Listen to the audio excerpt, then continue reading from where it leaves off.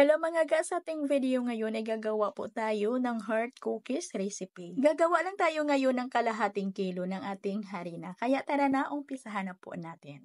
So ito na yung ating mga kailangan. Kailangan natin ng 1 and 1/2 cups ng light brown sugar, 1 teaspoon ng asin at half tablespoon ng vanilla extract, isang piraso na large na itlog at 1/3 cup na powdered milk. At maglagay tayo dito ng half cup na margarine. At durugin muna natin yung ating margarine dito sa ating asukal.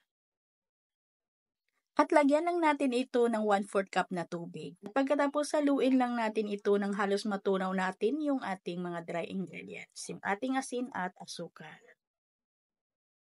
At dito maglagay muna tayo ng 1 tablespoon ng baking powder. At nang sa ganun ay makasigurado tayo na tunaw talaga yung ating baking powder.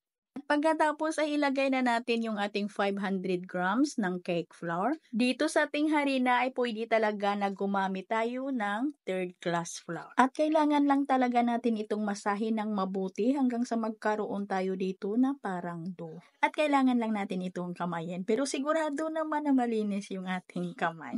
Kasi meron ditong mga masisilan eh. Basta mga ganitong mga mixture mga ga ay malagkit po talaga pag suotan natin ito ng gloves. At itempered lang natin ito dito sa ating mesa para maging siksik yung ating mixture. At habang ginagawa natin ito ay magdas lang po tayo dito ng konti lang na harina para pang tanggal lagkit lang.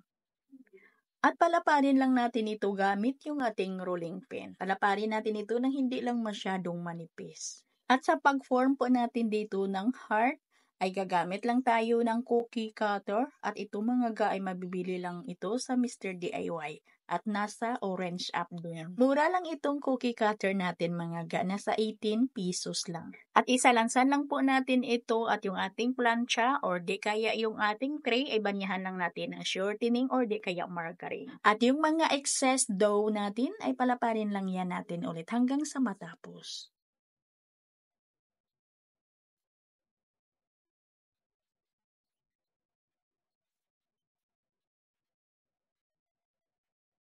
Ay paulit-ulit lang talaga nating laparin yung ating mga excess dough hanggang sa matapos, hanggang sa lumiit na siya. At pagkatapos nito mga palangga ay diretso na natin ito isalang. At kailangan ay mainit na yung ating oven bago natin ito isalang. At hindi na tayo dito magbanya na kung ano or egwas man dyan.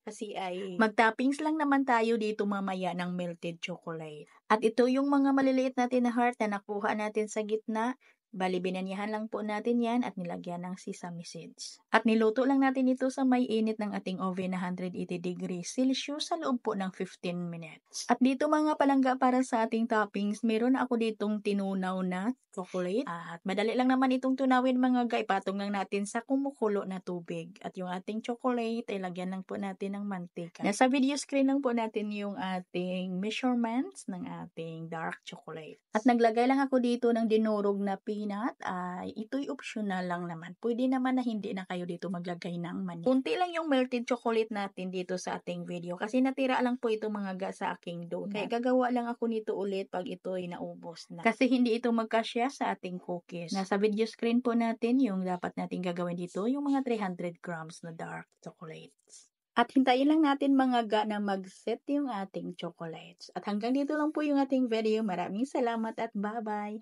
At yung bintahan pala natin dito mga ga, depende ho sa ating mga costing.